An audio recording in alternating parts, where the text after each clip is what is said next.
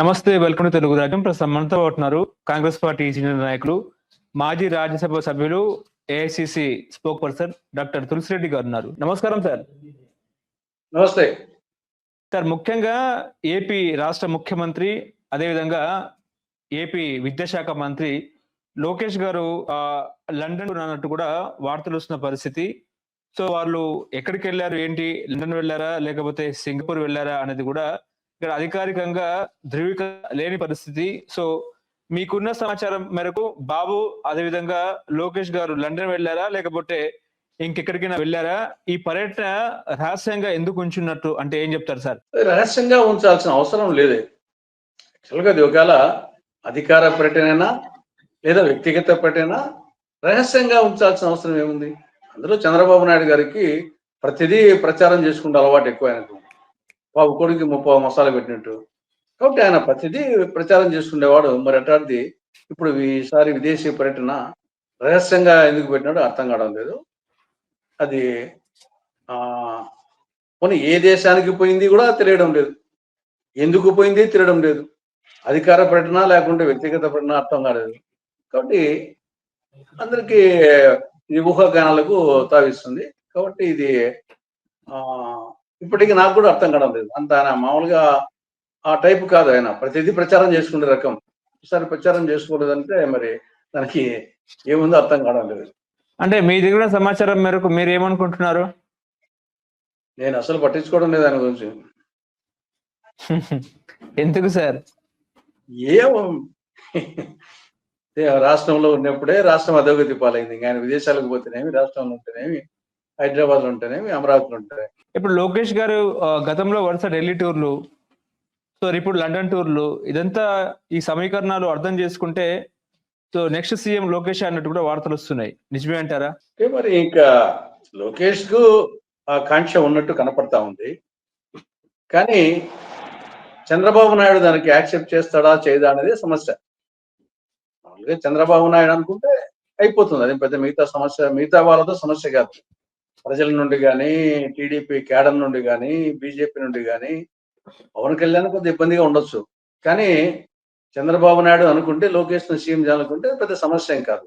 కానీ చంద్రబాబు నాయుడు అనుకుంటాడా కాదా అనేది, ఎందుకంటే ఆయన ముఖ్యమంత్రి చేసి ఈయన ఏం చేయాల. ఇప్పటికీ చంద్రబాబు నాయుడు ఒకవేళ 75-76 సంవత్సరాల వయసు ఉన్నప్పటికీ ఇప్పటికీ యాక్టివ్గానే ఉన్నాడు. ఏ యువకుని కంటే కూడా యాక్టివ్గా ఉన్నాడు. ఈవెన్ ప్రధానమంత్రి కూడా అదే వయసు కూడా.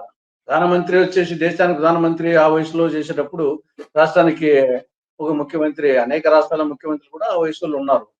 కాబట్టి లోకేష్ ను ముఖ్యమంత్రి చేస్తే చంద్రబాబు నాయుడు ఏం చేయాలా? ఇక డెఫినెట్ గా కేంద్రానికి పోవాలా. రెండే మార్గాలు కేంద్రంలో కూడా, రాష్ట్రపతి, ఉపరాష్ట్రపతి. కేంద్ర మంత్రిగా కూడా మళ్ళా ఇన్ని సంవత్సరాల పాటు 15-16 ఏళ్ళు ముఖ్యమంత్రిగా చేసిన వ్యక్తి మళ్ళా ఒకరికి స్వతంత్రంగా ఒక ప్రాంతీయ పార్టీ తరఫున సొంతంగా ఉన్నటువంటి ముఖ్యమంత్రి అయినటువంటి వ్యక్తి ఒక ప్రధానమంత్రి కింద పనిచేయడం అనేది న్యాచురల్ గా ఇబ్బంది ఉంటుంది. కాబట్టి కేంద్ర మంత్రి పదవి ఉండదు. ఏదో రాష్ట్రపతి అది ఉపరాష్ట్రపతి. మరి బీజేపీ రాష్ట్రపతి ఉపరాష్ట్రపతి బీజేపీ కాకుండా ఇస్తుందా? కాబట్టి అంత ఈజీగా ఇవ్వాలి. డిప్యూటీ ప్రైమ్ మినిస్టర్ ఉంటుంది కదా సార్? అదే డిప్యూటీ ప్రైమ్ మినిస్టర్ కూడా ఏమి ఇవ్వాల్సినంత అవసరం. డిప్యూటీ ప్రైమ్ మినిస్టరు కొంతవరకు కొంచెం అది ఒక పెట్టుకోవచ్చు. అంతవరకు రాష్ట్రపతి ఉపరాష్ట్రపతి కాకుండా డిప్యూటీ ప్రైమ్ మినిస్టర్ అనేది కొంత దృష్టిలో పెట్టుకోవచ్చు. కానీ మరి ఆ పరిస్థితి నరేంద్ర మోడీ గారు ఒప్పుకోవాలి. ముందు చంద్రబాబు నాయుడు గానే ఒప్పుకోవాలి. అయినా సరే ఇక్కడ స్వతంత్ర ప్రతిపత్తి కలిగి ఒక చీఫ్ మినిస్టర్ ఉండేదానికి, అక్కడ ప్రధానమంత్రి కింద డిప్యూటీ ప్రైమ్ మినిస్టర్ ఉండేదానికి వాడు ఆల్రెడీ వచ్చేసి అమిత్ షాను కాదని, అమిత్ షా వచ్చేసి 2వ ర్యాంకులో ఉన్నాడు. మరి అమిత్ షా కాకుండా ఇంకొక వేరే అతను వచ్చేసి డిప్యూటీ ప్రైమ్ మినిస్టర్గా పెడితే బీజేపీలో అంత ఈజీగా ఉండదు. కాబట్టి అప్పుడు ఇద్దరు prime minister deputy prime minister తీసుకుంటారా? కాబట్టి అంత ఈజీ కాదు. దానికి తోడు నేను అనుకుంటున్నానంటే 2029 ఎన్నికలు లేదా వచ్చే సార్వత్రిక ఎన్నికల వరకు చంద్రబాబు నాయుడు గారి నేతృత్వంలోనే అటు పార్టీ కానీ అధికార సీఎంగా కానీ ఎన్నికలు వచ్చేసి ఆయన నేతృత్వంలో జరుగుతాయి. ఆ ఎన్నికల్లో ఒకవేళ అధికారంలోకి వచ్చినా రాకుండా తర్వాత వచ్చేసి పార్టీ పగ్గాలు అధికారంకి వస్తే ప్రభుత్వ పగ్గాలు లోకేష్కి వస్తాయి. కానీ ఇప్పుడే వచ్చే సార్వత్రిక ఎన్నికల లోపు చంద్రబాబు నాయుడు గారు ఆ రిస్క్ తీసుకుంటారని అనుకోవడం లేదు.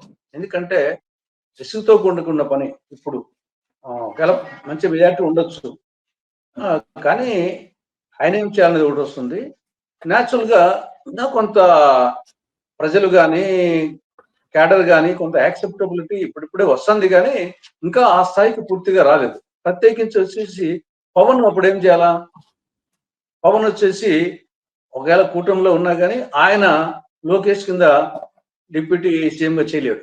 ఇక్కడ ఖచ్చితంగా వచ్చేసి ఆయన పదవి తీసుకోడు. చంద్రబాబు కింద పనిచేసేది వేరు, లోకేష్ కింద ఉండడం వేరు. కాబట్టి ఆయన బయటకు వచ్చి చేసేది ఏం లేకున్నా కానీ ఆయన డిప్యూటీ సీఎంగా ఉండడు. బయటకు వచ్చిన తర్వాత ఇంకా ఇప్పుడున్నటువంటి ఆ యొక్క అనుబంధము అది డెఫినెట్ గా తగ్గిపోతుంది. అది క్రమేణా ఎక్కడికైనా దారితీస్తుంది లోకలకు. కాబట్టి నేను అనుకోవడం వచ్చే సార్వత్రిక ఎన్నికల వరకు చంద్రబాబు నాయుడు ఆయన యాక్టివ్నెస్ రీత్యా కానీ ఆరోగ్య రీత్యా కానీ ఏమి పెద్ద ఇబ్బంది ఉన్నట్టు పరిస్థితి లేదు. కాబట్టి ఆయన నాయకత్వానే కొనసాగుతుంది. కాబట్టి లోకేష్ ను ఎలివేట్ చేస్తారు బాగా. ఈ లోపల విదేశీ టూర్లు కానీ ప్రైమ్ మినిస్టర్ ఫ్రీక్వెంట్ గా కలుస్తున్నాడు, పార్టీ మీద కూడా పట్టు సాధిస్తున్నాడు. కొంత పవన్ కళ్యాణ్ కూడా ఇంకా నెక్స్ట్ లోకేష్ సీఎం అనే ఒక అట్మాస్ఫియర్ క్రియేట్ చేసే విధంగా ఆయన ఎలివేట్ చేస్తారు. కానీ పూర్తిగా వచ్చేసి ముఖ్యమంత్రి చేస్తారని అనుకోవడం లేదు.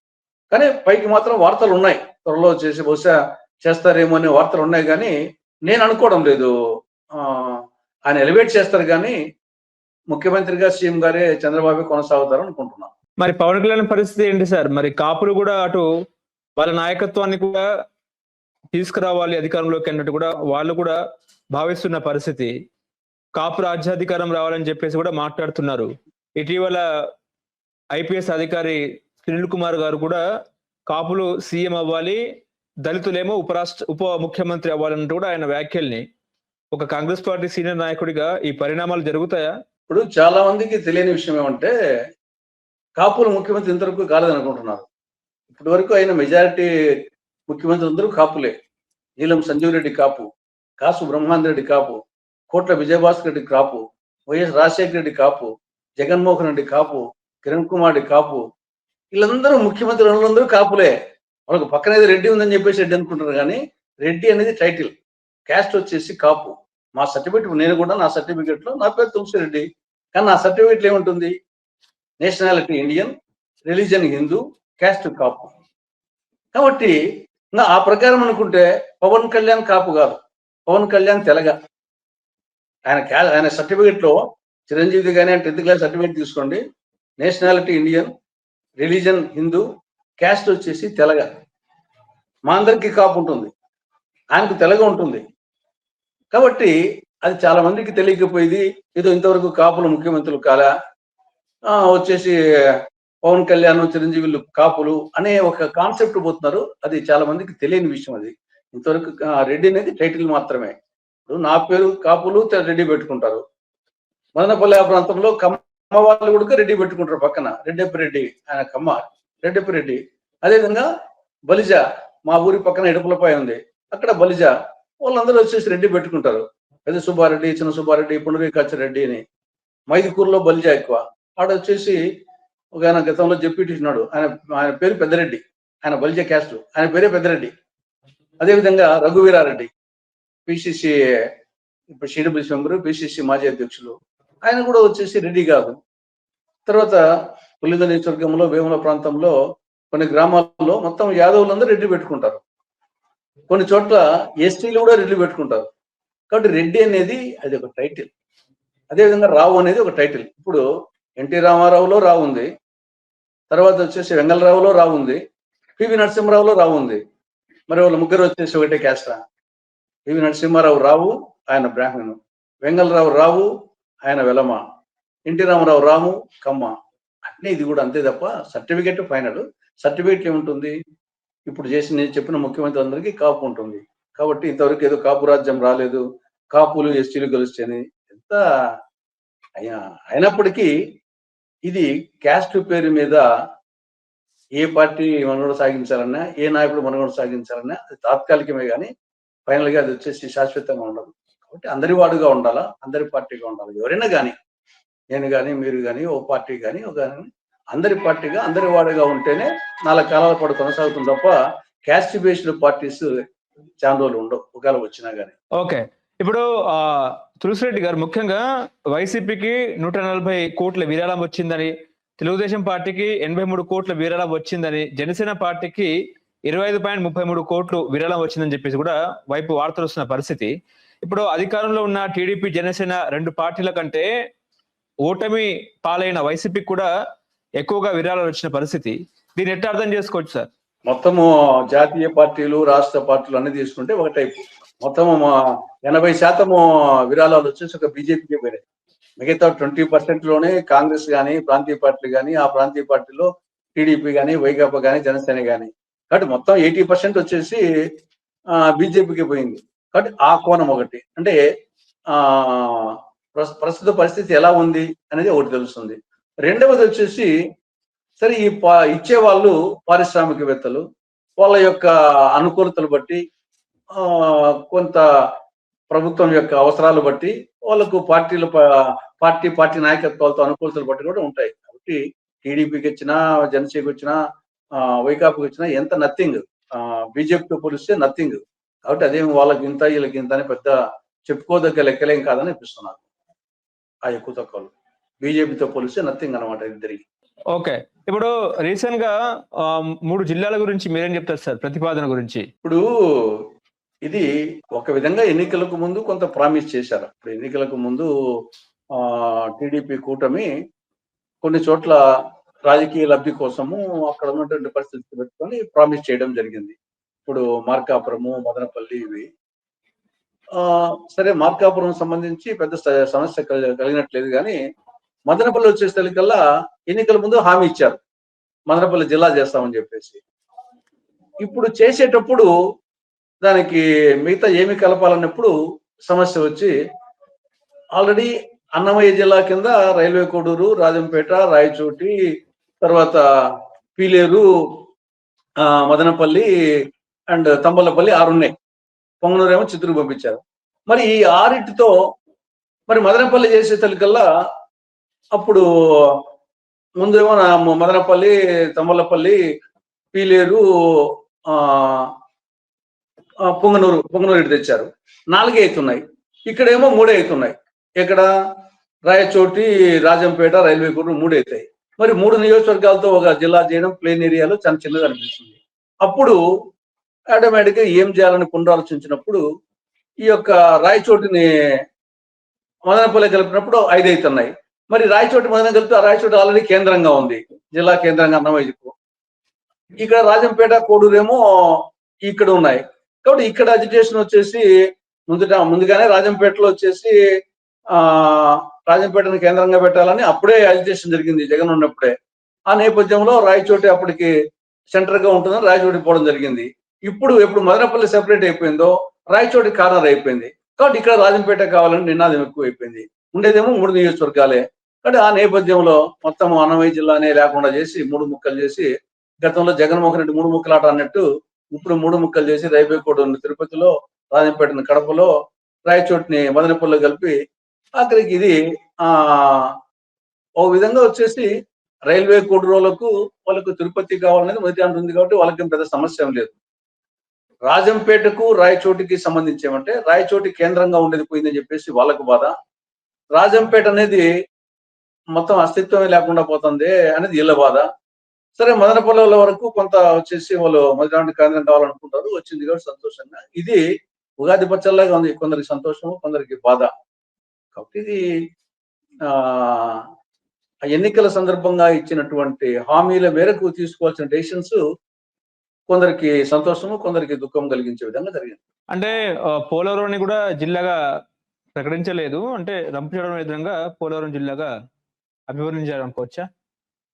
అది వచ్చి సింబాలిక్ గా వచ్చేసి ఒక నియోజకవర్గం, కేవలం ఒక నియోజకవర్గము. దట్టు వచ్చేసి హెడ్ క్వార్టర్స్ ఏమో పోలవరం కాదు, రంపచోడవరం. పేరు మాత్రం జిల్లా పేరేమో పోలవరము, నియోజకవర్గం ఏమో ఒకటి, తర్వాత వచ్చేసి కేంద్రమేమో రంపచోడవరము. ఇవన్నీ నాన్నాళ్ళ ముచ్చట్లు. తర్వాత దీని గురించి ఎవరు పెద్ద పట్టించుకోరు. తులసిరెడ్డి గారు ముఖ్యంగా చంద్రబాబు నాయుడు గారు ఇప్పుడు అధికారంలోకి వచ్చిన తర్వాత తన పాత కేసుల్ని కూడా ఆయన మాఫీ చేసుకుంటారని చెప్పేసి కూడా వైసీపీ బలంగా వాదిస్తున్న పరిస్థితి.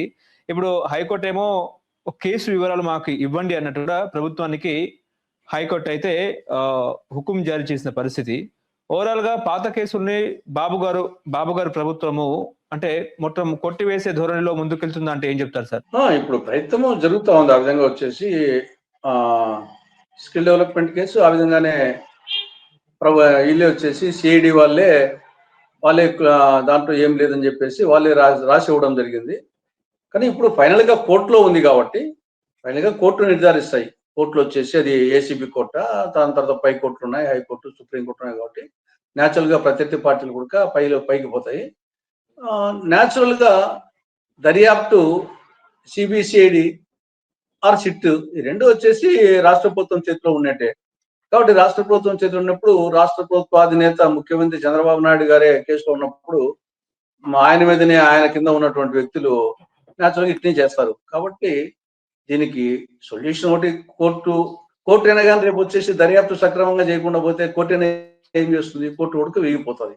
ఒకవేళ కోర్టు కేసులు విత్డ్రా చేసుకోకుండా కానీ జడ్జిమెంట్ ఇచ్చేదానికి ప్రూఫ్ కావాలి కదా. వీళ్ళు సహకరించకుండా దర్యాప్తు అంతా ఏం చేయలేదు. దీనికి సొల్యూషన్ ఒకటే, హైకోర్టుకు పోయి సిబిఐ ఎంక్వైరీని అడగడం.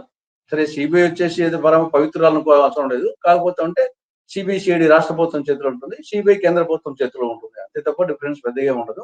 అయినప్పటికీ డైరెక్ట్ గా సిబిఐ ఎంటర్ అయ్యేదానికి లేదు. ఓన్లీ హైకోర్టు అన్న ఆర్డర్ ఇవ్వాలా, లేకుంటే రాష్ట్ర ప్రభుత్వం అడగాల. రాష్ట్ర ప్రభుత్వం అడగదు. కాబట్టి ప్రత్యర్థి పార్టీలు దీని మీద కోర్టు పోయి సిబిఐ ఎంక్వైరీని అడిగితే కొంతవరకు విచారణ జరుగుతుంది. లేదు ఇంకా ఇట్నే ఉంటే సిబిసిఐడి వీళ్ళు దర్యాప్తు సంస్థలు ఇల్లే కాబట్టి రేపు వచ్చేసి కోర్టులో వీళ్ళు ప్రభుత్వానికి అగెనిస్ట్ గా ఏం చెప్తారు, ఏం చెప్పరు.